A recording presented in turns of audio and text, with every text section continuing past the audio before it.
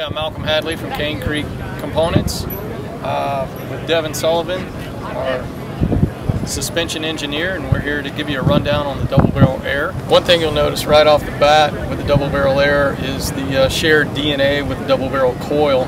So those who are familiar with how the shock is tuned, once again that will remain. The valving is different inside, but the same principle remains. Devin, you can go into some of the detail that we did.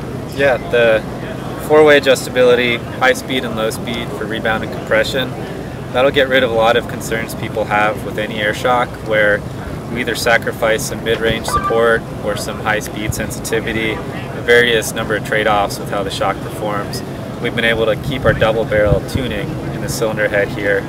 Basically, you can damp away all those different parts depending on what bike you put the shock on, how much you weigh on the other variables, to get it to feature function however you need it to. So that translates, you know, your small bulk compliance, the beginning stroke is just really coil-like in an air damper. So that was a feature that we really fought long and hard to gain and get. I want to talk about the air can itself. There's been a little bit of chatter that possibly the air valve might run into the cylinder head of the shock. You can actually rotate this air can separately. The can itself, let the air out, rubber strap wrench, and you can rotate this air can in any direction. You don't have to have any special tools except really a rubber strap wrench. That's about it. But that'll allow you to get clearance if you have a different type of linkage or something like this. You can have the air valve in this position as long as it'll clear 180 degrees wherever you need to place it. And the same tool, Malcolm mentioned a strap wrench. This can is one large piece with a retaining O-ring at the bottom.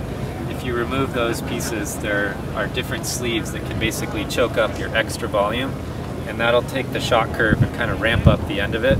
So as you get through the bottom of your stroke, it can be more progressive or less depending on what insert you put in there.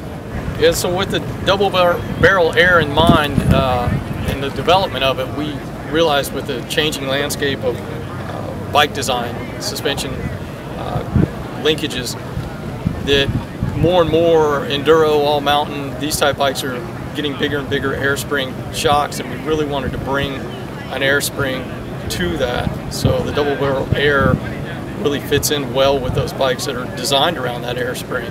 And I think we've given them the coil-like feel, and then the ramp at the end of the travel is just optimum for those type bikes.